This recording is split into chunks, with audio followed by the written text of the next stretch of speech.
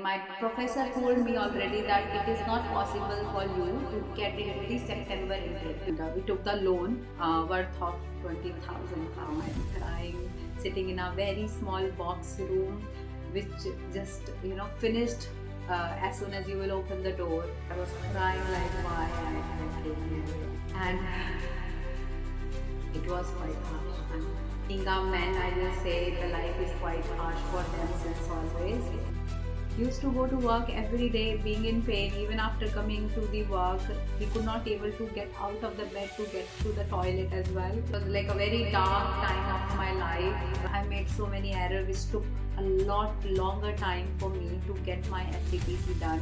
I used to create content to help others so that whatever I am struggling at the moment, we don't have to. I would like to thank Dr. Abhijit sir. We made sure that he will do his best to send me the report. I didn't want it to believe in the report. Oh, I was alone here in the UK, and that was the darkest night for me. Like I was crying like crazy. It's negative as well when you know too much. I want to thank Renuka, my go-to person, Bhavika. She was always there on the phone, even at night. Right now, you only know. But before then, on my Instagram, I'm active all day. I share everything positive. But this is what life is. I got my sponsorship as well in my clinic. My bosses, my owners, they are like more family, and they supported me in every situation so far, never settling for less. This was the whole about who am I so far. Who am I? This video is gonna be little long because I've been thinking about recording this video quite long time, but I think today is the day. In this video, I will be sharing about my story so far pursuing physiotherapy career. I'm not sharing this story to brag about me. I'm not anyone special. I'm just ordinary like you.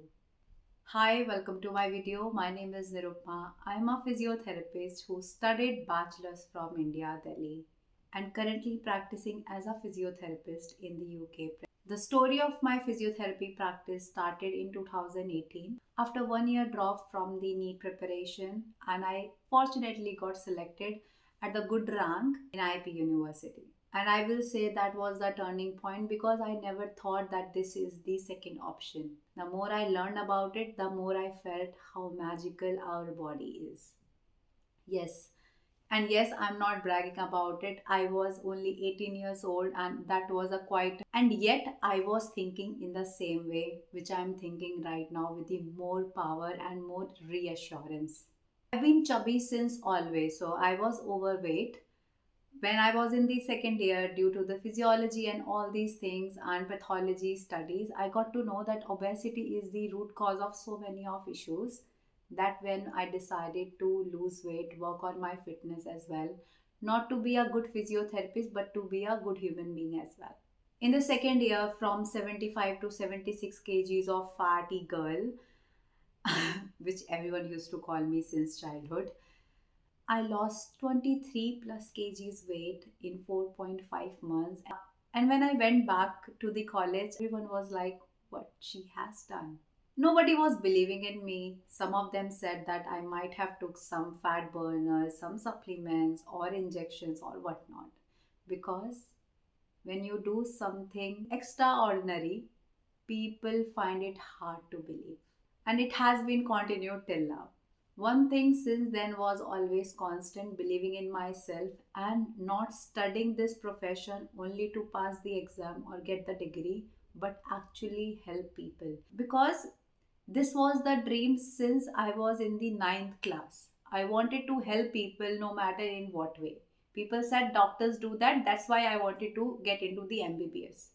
But then I realized that being a physiotherapist, you can do the same.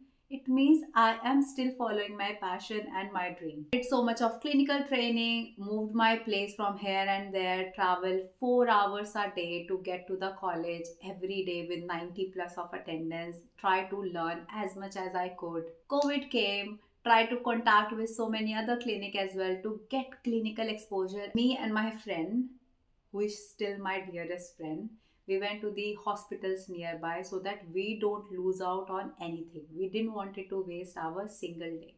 And because of that, we did 4 months of clinical training in Fortis Hospital.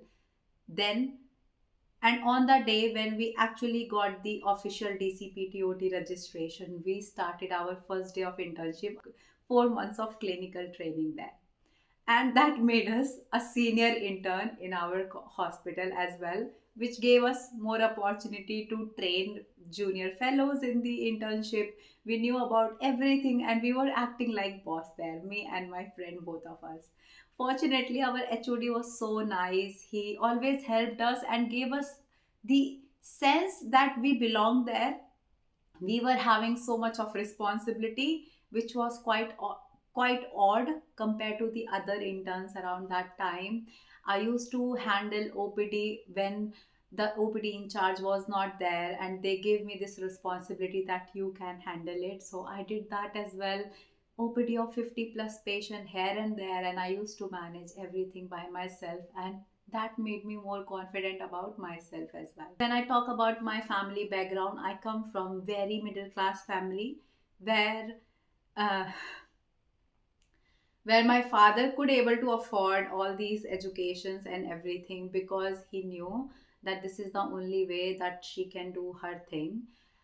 I never asked for branded clothes, branded things, no aesthetics in my life. It was all simple Sarojini girl where I never thought of doing anything extraordinary.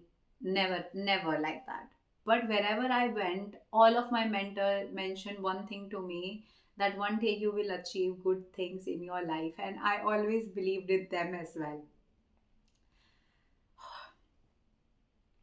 One day I remember that I told my mom, from the second year I wanted to move abroad or do my higher educations there and, get into this exposure.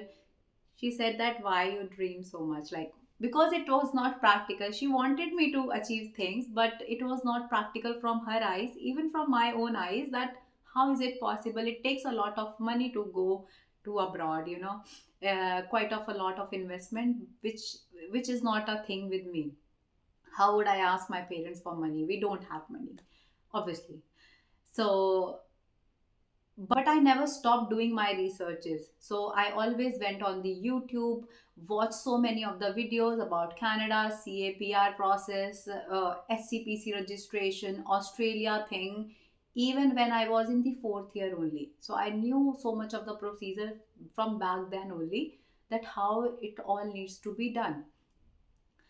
Fortunately, I met my husband, and he was my boyfriend at the time when I was in the second year of my bachelor's. And he is just like an angel, I will say, for me, because he helped me to be wherever I am today. I was always having a dream, and he was the one who made me realize that these are not just dream. We can fulfill all of them. So you dream, and this is my responsibility that how we will manage it. So he handled everything. Made a point that okay, if you say so, then we will get married during our internship only. I was one of those people, you will listen people saying that, oh, I don't want to get married and marriage is not for me. I'm very career oriented, this and that. I was one of them. I used to tell my friend that I don't want to get married very soon. But I was the one who got married very earliest in my surrounding, on my in my friend circle as well. I was just 23 at the time. When I was during my internship, I managed to do night shifts extra and things, so that I was the first one to complete my internship before, like, the first one to complete internship within that 6 months of time period without any extensions and things. And got married in between as well, managed my shoppings and everything. It was chaotic. As soon as we got married, it was a point that I wanted to move abroad without wasting any gaps in between. So I did my bachelor. I wanted to pursue masters from India or from abroad, doesn't matter. But I didn't want it to have a gap in between my education. So I made a point that I will apply straight away after finishing my bachelor's, which was in the May 2023 internship official finish.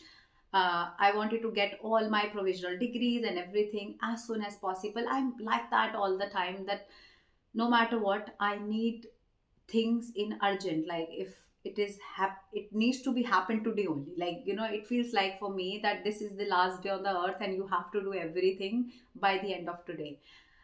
So I got everything on time, and as soon as my internships finished, I was already married at the time. We got our marriage certification done and everything sorted. Within that 3 months of time, my professor told me already that it is not possible for you to get into the September intake, because obviously I finished in May.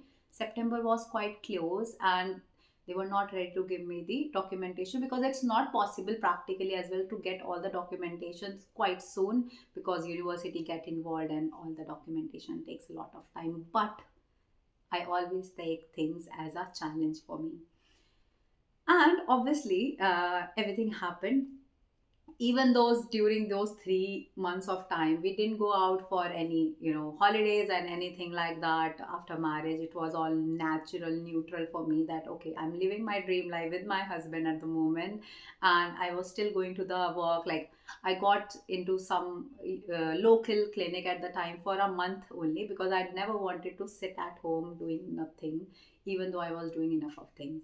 I sorted my IELTS during when I was in my bachelor's, when I was doing my internship, and I used to prepare for it, my IELTS as well after finishing my round under the table.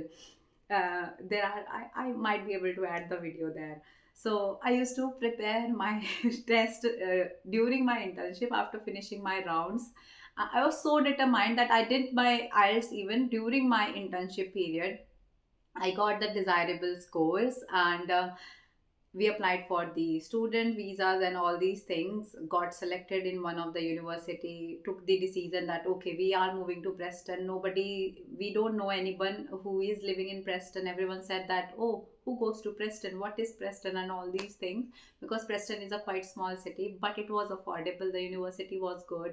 I didn't know that whether it was good or not, but we chose it, and we took the loan worth of 20,000 pound here and there, some from the um, some amount from the bank, some amount from the relatives. Here and there we saved some money in our bank accounts anyway. I asked my parents to borrow some, give some money to me for the time being, and then I will return them back after I will land here, for the, which you need to show in the bank account. That happened. I came here. Unfortunately, when I got my visa within a week time. I was happy, and we applied for my husband's visa as well. And unfortunately, that was the last intake as well, when when the UK government stopped the dependent visa as well. So uh, I was in so much dilemma whether my husband will be able to get the visa or not, or I don't want to stay here all alone. I will finish my study. If he won't get the visa, I will go back to my country. I don't want to live here alone at all. That I was very sure about this fact as well. I have to come here before him, because his visa didn't come till the time. I had to come, and I was crying like hell. If you will go through my page, you will see my initial days video where I'm crying, sitting in a very small box room, which just finished as soon as you will open the door. It will just finish. It's a very tiny box room. It literally a box on the floor, and I was crying like why came here. And yes, so it was all weird. And after 2 to 3 days being here, I used to cry all day, night about why my husband is not here and whether he will get the visa. So much of insecurities. All alone, first time. My mom never, allowed me to even stay in hostel to any friend's house, or very sober person, go from college to school, college to home, home to college kind of a person. I never stayed alone anywhere so far, never traveled alone, and this was the first trip I took, and I think this is the first trip so far on flight as well. Like, that was my first flight so far. And so yeah, it it was not a good time at all. Then we moved here. Everything went, and my husband got the visa after a week time, and I was so happy, and he was happy as well that okay, I'm gonna come. He came, and I was into the university, getting along with the new systems and everything. Then my husband was having back pain since he came to UK, and I thought it won't be a big issue because he keep happening, all these back pain keep happening with him. He did some deadlifting, and that's quite common with him to have that. I tried to manage it, but it never went away. Then out of the blue, time passed, he started having swelling in his foot as well, in both of the foot, like a balloon. He was struggling to walk even for 5 minute distance. He was struggling a lot. After coming to the UK, it was like, it was about to winter time as well. It was getting more harsh for him. My old followers who are following me on Instagram quite long time, they know that I used to put the stories and stuff, that we are like regular appointment or regular visit to the GPs was a kind of a normal for us. We were on the cycle. My husband has to buy a cycle because he could not able to walk at all. Like for 10 minutes of distance, he used to take 1 or 1.5 hours to come to the home, and it was quite harsh time. So, and obviously when you take a lot of loan and you are not dependent on your parents as well for money or anything, you have to do things. And being a man, I will say the life is quite harsh for them since always. He made a point that even he is in 100 out of 10 pain, he will still go to work. And he used to go to work every day being in pain. Even after coming to the work, he could not able to get out of the bed to get to the toilet as well. It was that problematic. All the tests were okay at the time. He went to the India to check for the all the tests and everything, blood tests, x-ray, everything happened, nothing came out. He get into the GP here as well, nothing was like there was no sign of anything else. I consulted so many of physios I know who are so popular and very name famed. They tried their best as well. Nothing helped to him. He was on the high dose of painkillers. He was having cocodamol all the time. So it was like a uh, dark clouds on your head. It was like a very dark time of my life after coming here, I will say. But and during this process I applied for the HCPC as well, which is a license, and that was my like fault, I will say. Or even if I knew, I could not able to afford my get to apply my HCPC from my home country, and that's why I have to do after coming here. I made so many errors because there was nobody to tell you that, oh, don't do this, don't do that. And I made so many errors which took a lot longer time for me to get my SCPC done. During this process, I learned so much about that process as well, that I helped so many of them and they got SCPC before me, which was a happy thing. I'm not a jealous type of person. So I felt so happy that at least I could able to help them. I made a point and I was so realistically strong on my Instagram as well, that I used to create content to help others, so that whatever I am struggling at the moment, they don't have to. I made a point that I will try my best to create this awareness how it needs to be done, so that they don't have to suffer through this process. So it was all weird because I didn't got any job within 3 months of after coming here. My husband was struggling with the pain. He could not able to go, but he was still going to manage our day-to-day expenses. And and even there was no certainty of what is actually happening with him. So I took the courage to get into the support job or care job. Initially for 6 months I have done that job. Quite odd. You have to deal with some differently abled or mentally challenged patients as well. It was a quite harsh kind of a surrounding as well, because they are always high on drugs, very different kind of a like, it was not normal, the kind of a and the kind of job I was doing it there as well, although it was not bad at all. But still, when you expect a lot when you come here, that okay, I'm a physiotherapist, I will go into the clinic, work and all these things. And other than that, husband, we have to take another decision that okay, go to India, get your MRI done and everything done. I would like to thank Dr. Abhijit sir. We contacted him online, and he made sure that he will do his best during that time of period when he will be going there. He did, so as soon as he went there, they did the steroid on his both of the ankles, and they did some blood test. No, but accidentally my husband did MRI because his mom insisted that okay, go on, do your MRI as well, even if it is not a primary problem of your back at the moment, but your back is never good either. So he did the MRI for the back and for the ankle. And I remember I was working at that time. I was working in the clinic where I'm working at the moment. At the reception I was sitting, and he sent me the report. I didn't wanted to believe in the report. So there were, for him, because he don't know anything about anything, but for me it was a real thing that okay, is it really this?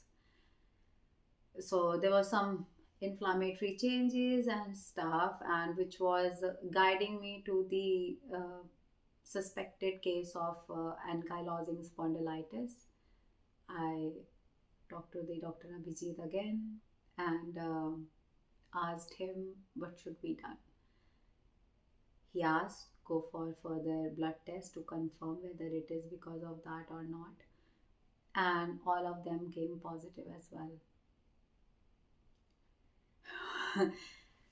Oh, I was alone here in the UK, and that was the darkest night for me. Like, I was crying like crazy, crazy like crazy, because sometimes knowledge is like, you know, it's negative as well when you know too much about something. And for me, it was like a terminal thing that okay, he will have bamboo spine, he won't be able to walk, he will suffer all life, and obviously it is an autoimmune disorder, this and that. And I never shared it with my husband till the time he was in India, because obviously it create panic situation everywhere. I was already panicking, but I was not talking to him. And now I want to thank Renuka, because she was here. I went to her, cried, and she assured me. My go-to person, Bhavika, she was always there on the call, even at nights. Life looks easy. Nobody knows all these things till now. That you know, right now you only know. But before then, on my Instagram, I'm active all day. I share everything positive. But this is what life is, it's never all positive. But I will still say that it is positive, it is grateful. I am grateful for everything, whatever I have.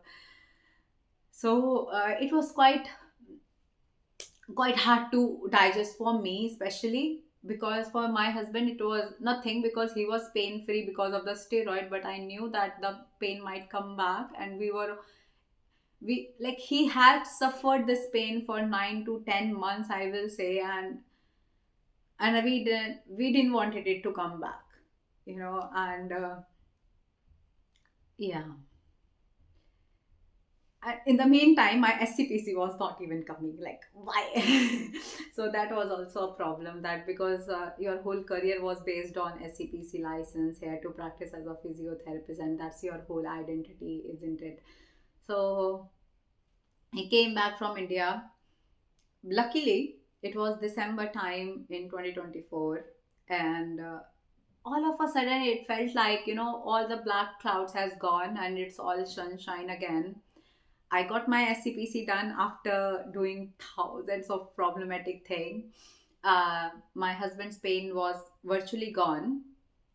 I I have accepted this fact that okay, he got diagnosed with this, and we went to the GP. They referred him directly to the rheumatoid appointment, and he was not struggling actually, so didn't matter much as well that okay, what is happening behind, but it was always back in the head that okay, something is wrong, we need to take care of it.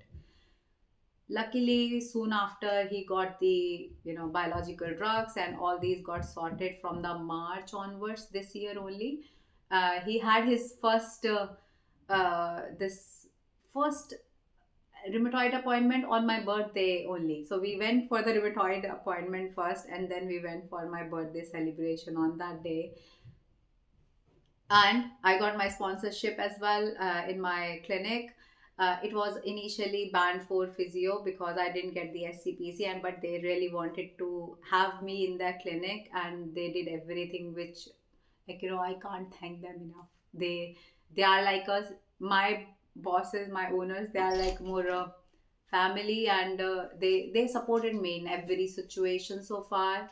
They gave me band 4 at the time, and soon after I got my SCPC, they switched it to band 5, and I started working as a physiotherapist officially. And since then everything is great, and I keep making you guys aware about all the things which keep happening. I keep developing myself as a physiotherapist. Currently life is great. It has always been great, and God has helped in our to both of us in best way possible to get everything sorted for us in this foreign country, and we are still making our paths little by little, doing our bits from our end, and never settling for less. So this was the whole about who am I so far, and I hope you like this video. I hope it will give you insight about how things works. It's never black and white. We always stay in that gray area, um, where everything looks perfect on social media, but in real life we all struggle, but still come out shiner on in public appearance. So I hope this will help, and if you haven't subscribed to my channel, do it now, and follow me on Instagram as well, because I keep sharing helpful content there which will keep motivating you to be a physiotherapist and everything about it. And आज के लिए इतना ही, मिलते हैं next video में. Till then, bye bye.